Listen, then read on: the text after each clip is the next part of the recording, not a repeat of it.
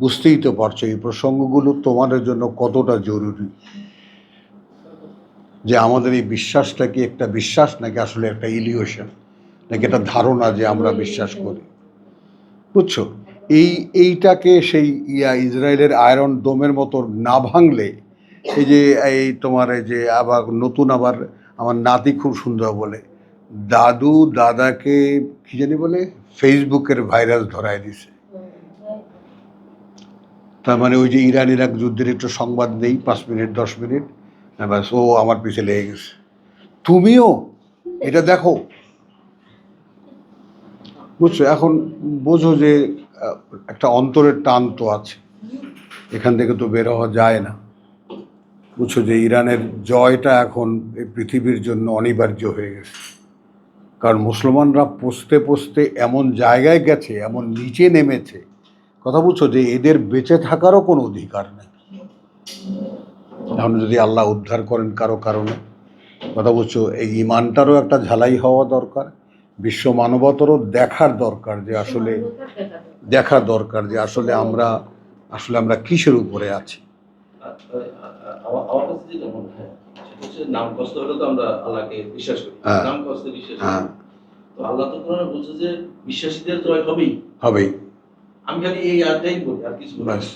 এবং এটা ইরানের ক্ষেত্রে এটা প্রযোজ্য এই কারণে যে তাদের কাছে গেছি, থেকেছি, বেশ কিছুদিন দেখেছি, দুজন আয়াতুল্লার সাথে দেখা হয়েছে, কথা হয়েছে, তো আলহামদুলিল্লাহ তাদের ইমানের যে স্তরটা, এই যে আমার ওস্তাদ গুরু যিনি আমি বলি যে ইসরার আহমদ সাহেব, ওনার একটা মন্তব্য খুব সুন্দর, হামারে সোচ যাহা খতম হতা হয়, আমাদের চিন্তা ভাবনা যেখানে শেষ হয়, উনকা সোচ ওয়াহাঁ সে শুরু হতা হয়।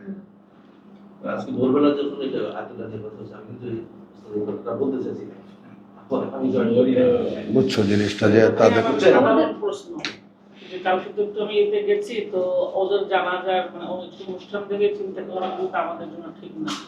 আমরা মরলে কি জানাজা বা জানাজার শোনো, আমরা মারা গেলে, যখন মারা যাবা তুমি, আল্লাহ তাআলা আমাদেরকে যাকে যখন নেবেন, আমরা কিন্তু আর এখানে নাই, এরপরে এই দেহটা নিয়ে সমাজ কি করে এইটা নিয়ে কোনোদিন, যেমন আমাকে বারবার সবাই জিজ্ঞেস করতেছে যে আপনি কি ইচ্ছা, মানে ওই সবাই ওর মধ্যে বসছে, তো তুমি বললে তুমি কোথায় খবর চাও, তুমি পরে কি এরকম সুন্দর করে জানা হবে নাকি, অনুষ্ঠান হবে নাকি, আমাদের না ভাই আমি আপনার কথাটাই বলছি, কেমন দিন মুখ থেকে আসছে যে মানুষ আমার রুহটা তো চলে যাবে, যদি যাক বেঁচতে যাক সেটা আল্লাহ ভালো জানে, আর এই মরা এই পচা দেহ নিয়ে তো আমার কোথাও তোমরা ফেলায় দাও কি করে, আমার তো দরকার নেই। মাশাআল্লাহ, তো এটা বলে কি পাগল হয়ে গেছে। হ্যাঁ বাস, গতকালকে সুন্দর একটা খবর আসছে, মানে সংবাদ একদম টেলিভিশনে দেখাইছে, বাংলাদেশের কোন একটা জায়গায় যে স্বপ্নে দেখাচ্ছে দুই সন্তানকে, যে বাবা নামাজ পড়তে পারতেছে না, কবরে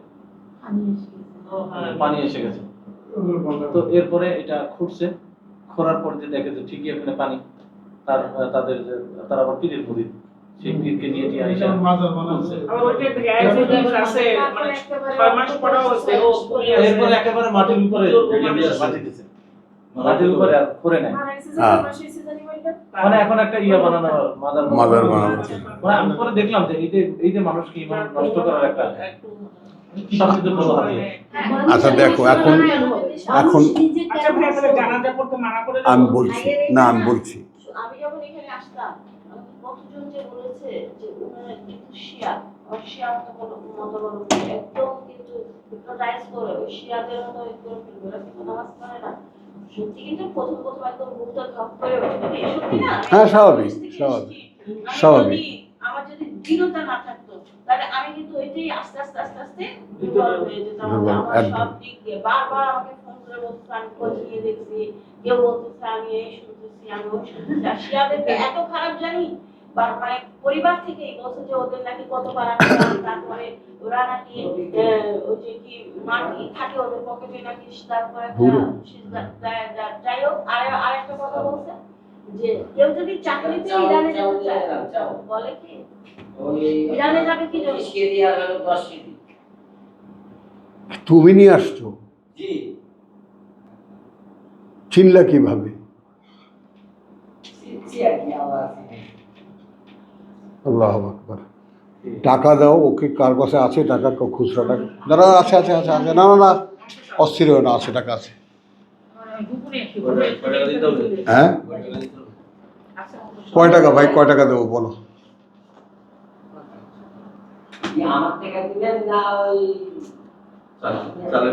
আর তো কোনো টাকা নেই। হোটেল থেকে আনছো না?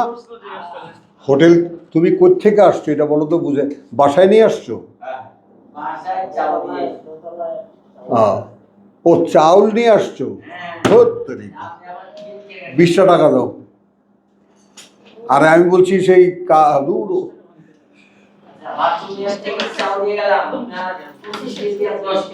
হ্যাঁ বুঝছি বুঝছি, এই আরো 10টা টাকা দাও, আরো 10টা টাকা দাও।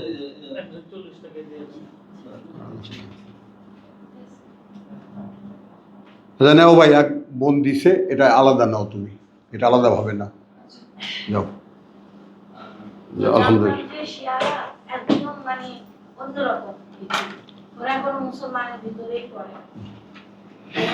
এই দেখো, এই যে আমাদের এই মৌলবী কুকুরগুলো এখন চুপ, মুখে কুলু বাটা, দেখছো কোনো সারা নেই।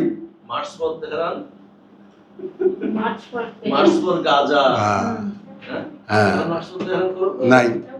পাকিস্তানিরা দেখো না কিভাবে ধোঁকাবাজিটা করলো, একেবারে। এই সবগুলোর মানে মুখোশ উন্মোচন হওয়া দরকার। আর একটা নতুন চ্যানেল খুলেছে, সে বলেছে যে 7টি কারণ আমার এইটা বন্ধ করবেন না, মেহরবানি করে, আমিও বন্ধ করিনি, একটু মেহরবানি করে শুনেন। তো নাস্তা খেতে খেতে শুনলাম যে 7টি কারণে ইরানকে কোনোভাবেই পরাজিত করা সম্ভব না।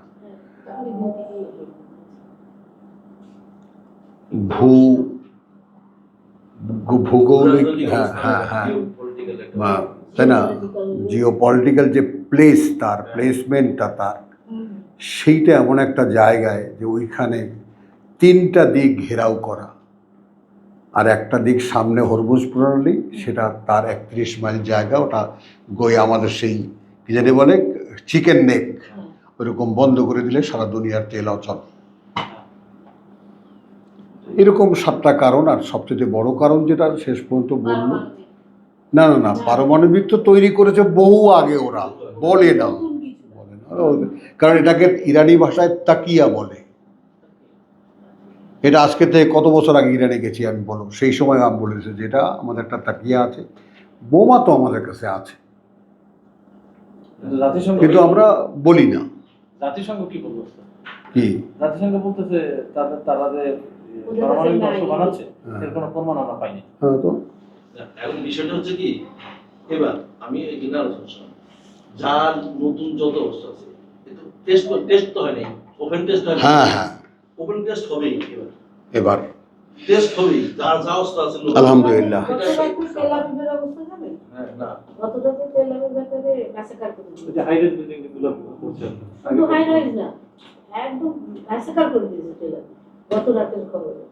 আলহামদুলিল্লাহ।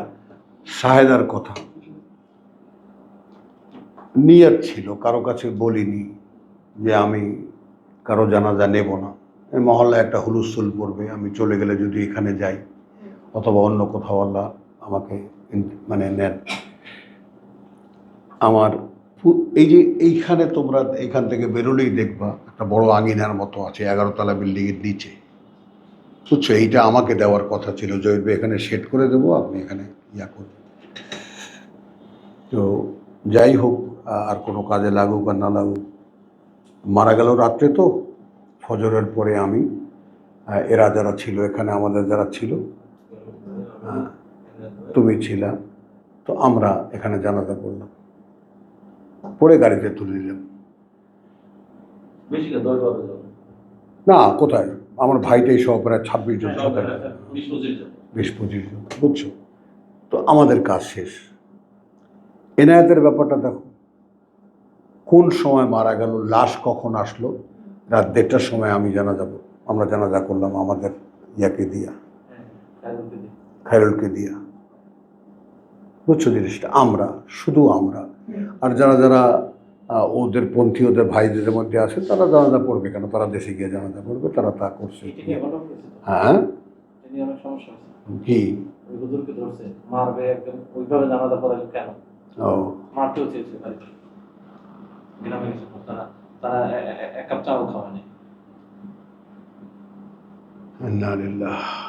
অনেক ধরনের খারাপ আচরণ করছে, আমাকে বলছে খাইরুল ভাই। ইন্না লিল্লাহ। আপনি তো বারবার জানাজা পড়ে, গায়েবী জানাজা, কত রকমের জানাজা। তাহলে ভাই বুঝছো, যাও, শেষ করি। মেসেজ দিব তাহলে যে কি আমি বলছি, শেষ করি। তাহলে আমার আল্লাহ তাআলা আমাকে কবুল করেছেন নিয়তটা, পুত্রের জানাজা আমি করতে পেরেছি, ভাগ্নের জানাজা আমাদেরই একজন মানুষকে দিয়ে আমি করিয়েছি, কারণ আমার মানসিকতা ভালো ছিল না, আমি একটু ভেঙে পড়েছিলাম এনায়েতের জন্য। কারণ এনায়েত আমার পুত্রের চাইতে অধিক ছিল, খুব জ্বালাতো, জানো না, আজকে একদিন দুদিন না, ছোটোবেলার থেকে খুব জ্বালা সহ্য করেছি ওর আমি। তারপরেও কখনো ও আমাকে ছাড়েনি, আমিও ছাড়িনি। এরপর তো দেখো যে এই তাবলিগের লোক কীভাবে এখানে আসলো, তো সেটাও তো হলো। তো এখন বাকি আছি আমি, যে আমি চাই না এই বেঈমানদের কোনো সাক্ষী। এখন তুমি যেখানে আমাকে রাখবা, যেভাবে নেবা, তো ওসিয়ত তো থাকবে। যদি বাসায় যাই, আমার পুত্রও জানে, আমার পুত্রের ব্যাপারে খুব স্ট্রং, ছোট যেটা আছে, শুধু তোমরা দাঁড়িয়ে বাস আল্লাহর কাছে সাক্ষী দেবা আমার বাবা এই কাজ করতেন, আর তো কিছু না, সূরা ফাতিহা পড়বা, জানাজা তো কিছু না, নাজিয়া, তো সাক্ষী দেবা যে বাবা এই কাজ করতেন, আল্লাহ যদি ক্ষমার যোগ্য হয় ক্ষমা করে দিও, আর সোজা গাড়িতে ভরবা, সোজা নিয়ে যাবে। তো এইটা তোমার দাফন কাফনের ব্যাপারে তোমার কোনো সিদ্ধান্ত আছে? দেশ গ্রাম আছে তোমার? আচ্ছা, কিন্তু আমি এখনো যে প্রক্রিয়া চিন্তা করি না। আগে বলতাম আমাকে বনানীতে দিবা, তাহলে দেশে আমার বাপের মার কাছে দিবা, তাহলে আমার শ্বশুরবাড়িতে দিবা, এগুলো ফিক্স করতাম। আর চিন্তা করতাম, বলে কি ভালো করে সবাইকে বলেন আপনার তো কেউ নাই, ছেলেরা মেয়েরা আস্তে আস্তে এইসব। আমি তো আমার এখন কেউই দরকার নেই, এখন আমাকে এক সেকেন্ড দেরি করবো না, তাড়াতাড়ি দেবো, ছেলে আসবে মেয়ে আসবে, বরফের মধ্যে ঢুকানো না, দরকার নেই। তবে হ্যাঁ, এটা সুন্দর একটা সুন্দর, না এটা একটু ফিক্স করে দিও। আমার কথা তো শুনবে না তো। না না না, শুনবে, আমার কথাটা শোনো, যে এটা ওসিয়ত কিন্তু খুব এই দেশের মানুষ খুব রক্ষা করে, যে মা যেটা বলে গেছেন ওটাই যেন হয়। আমার বাবার কবরের পাশে আমায় কবর দিও, ব্যাস। আমার বাবার পাশে, হ্যাঁ, এ তোমাদের কাছে আমার শেষ আশাই। এরপরে তোমরা কি করবো না করবো আমি জানি না। তার কারণ কি, এই যে গেলাম, বুঝছো, আমার ছেলের কবরেও পানি ওঠে, জোয়ারের সময় পানি ওঠে আবার নেমে যায়। তো শেষে বুঝালাম আমার স্ত্রীকে যে দেখো, ও তো ওই খাটে তোমার সামনে, আমি তো বললাম যে আমি বিদায় দিয়ে ছেলেকে উঠে গেলাম, যে আমার ছেলে আর নাই, যাও বাবা আমি বিদায় দিলাম তোমাকে। দেখলা সকলের চোখের সামনে, এরপর চিল্লাচিল্লি, না এই যে দেখো এখানে আছে, অমুক আছে, তমুক আছে, এগুলো তো সব ড্রামা যেগুলো হয়, পায়ের হয়, অমুক হয়। হ্যাঁ, তো তারপরে সেটা গেল। তো আমি দেখবে কবর দেখবে, খালি দেখালাম যে একটু খেয়াল করে দেখো কি শান্তিতে ঘুমাচ্ছে আমার ছেলে, যদি তুমি মনে করো সে এখনো আছে। কি পরিচ্ছন্ন একটা জায়গা আমাদের নিজেদের কবরস্থান। সহসা মারা গেছে এক চাচা ওদের, আর কোনো ইয়া নেই। আর আজিমপুর বা এই বাংলাদেশ বা অন্যান্য যে কোনো জায়গায় বিশ্বাস করবা, কবর খুঁড়বা, হাড় বেরোবে। আমার বড় ভাইকে কবর দিয়েছে আমার ভাবির ইসের জন্য, জেদাজেদির জন্য, যেখানে ওই যে আমি পাশে বসা, ওই খুঁড়তেছে, কাঁচা হাড্ডি বেরোচ্ছে, কাঁচা হাড্ডি বেরোচ্ছে। যাই হোক, তো এইটা কি ফাইনাল হলো, আমার বাবার পাশে আমাকে শোয়াই দিল, ব্যাস, আর কিছু না। আর যদি আর তোমার ভাই বোন আমরা যারা আছি, হ্যাঁ হ্যাঁ, আর তো আমরা ভাই বোন যারা আছি, হ্যাঁ হ্যাঁ হ্যাঁ, আব্দুল সাত্তার কিছু বলছে। একজন অ্যাডভোকেট থাকে, হ্যাঁ, তো উনি বলছে 22 হয়ে যাবে না, না কথা উঠে রিক্সা আমাকে উঠাই দিল, আগামী মেট্রোর এখানে নামাই দিল। তো রিক্সা বসে বসে উনি আমার বেশ কিছু অফার দিলেন, দাম ইসলাম করে বেশ পরে ওটা দামাতে দিয়ে। তো আমি বললাম যে তারপরে আমি বললাম যে ভাই আমি ভোটটা দেব, তো ভালো মানুষ দেখে দিয়ে, ভালো মানুষ যদি পাওয়া যায় তাও দিব না, ভালো মানুষ না। হ্যাঁ, ওই প্রসঙ্গে ওনার বাবা মার কবর এখানে দেখেন, কিন্তু আমি প্রতিদিন এখানে দিয়ে যাওয়ার সময় দোয়া করি। আমি বলি, দোয়া আপনার বাবা মার অ্যাকাউন্ট কি চালু আছে? ফেরেশতার যারা লিখবে, আমল নামা যারা লিখে হিসাব জমা খরচ যারা করে, ওটা কি চালু আছে এখনো? চালু থাকে তো। আপনি নিশ্চিত হয়ে বলছেন? হ্যাঁ। আল্লাহ তো যেমন বলছেন, ইন্না নাহনু নুহয়িল মাউতা ওয়া নাকতুবু মা কাদ্দামাত ওয়া আসারা কুল্লা শাইইন আহসাইনা ফি ইমামিন মুবিন। ভাই, কত একটু দেখে তো শুধু আমাদের লোক করা মানে আমার সাথে বেশি জানেন। আলহামদুলিল্লাহ। সত্যি এই বিষয়টা ভাই, হ্যাঁ? হ্যাঁ বলো। আমার যেটা মনে হয় যে এই যে পরবর্তীতে ছেলেমেয়েরা দোয়া করছে, মায়েদের জন্য যে দোয়া, এই জিনিসগুলি আসলে ঈদের জন্য, এটা এদের জন্য, এরা যদি পুণ্যবান হয়, ঈদের জন্য না, ঈদের জন্য, এরা যদি নিজেদের জন্য, হ্যাঁ, ঈদের জন্য, আমারও তাই মনে হয়। আর কিছু না, হ্যাঁ, এটা নিজেদের মাইয়াতের কিছু যায় আসে না। কিছু যায় আসে না।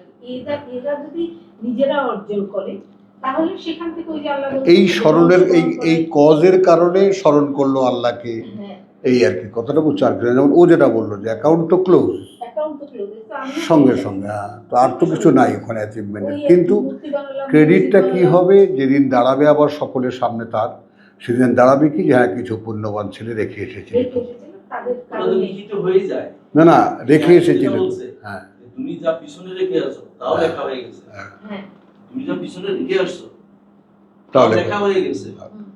ওটা তো আমার নামে নিয়েই যায়, ওটা নিয়েই ছেলে যায়। সন্তানকে না, কিন্তু এরপরে যারা থাকবে, কথা বলছে, এরপরে যারা থাকবে তারা যদি এই পথে থাকে, আমি দেখাবো না তোমাকে, আমার আয়াতটা মনে পড়ছে না, তারা যদি এই পথে থাকে তাহলে কিছু ইতিবাচক সাড়া পায়।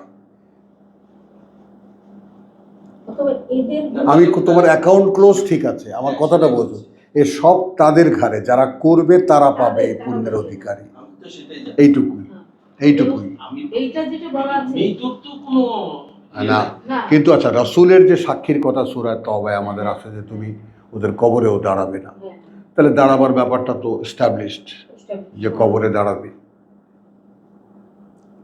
তো কবরে দাঁড়ালে এখন করলোটা কি?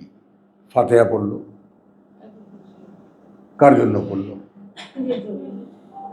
যে জীবিত কার্যত তার জন্যই এটা, তার জন্যই এটা, কথা বুঝছো। আর সাক্ষী হয় এই ব্যাপারটা যে আল্লাহকে স্মরণ করার মতো কিছু ডিসেন্ডেন্টস তুমি রেখে এসেছো। যেটা ওই যে সাক্ষী একটা আছে, এটা হলো যে হ্যাঁ, তো তাদেরকে মিলিয়ে দেওয়া হবে তাদের সাথে। এক মিনিট দাঁড়াও, মিলিয়ে দেওয়া হবে তাদের সাথে। তাতে করে যে পুণ্যবান ব্যক্তির কারণে তারা স্বর্গ পেল, সামান্য ঈমানের কারণে, সামান্য কর্মের কারণে পেল, তো তাদের যে কর্ম, তাদের থেকে কিছু ঘাটতি করা হবে না, তারা পেল বোনাস সম্পূর্ণ। হ্যাঁ, তারা পেল বোনাস। তো চলি আমরা যাই, পড়ায় যাই। আলহামদুলিল্লাহ, বুঝছো, কিচ্ছু না, একটা ছোট্ট কথা বলে যাবো, আমার বাবার পাশে আমাকে শোয়াই দিও, যাই করো না করো। বলো। না না, সেটা না, এটা তো যারা থাকছে উপস্থিত,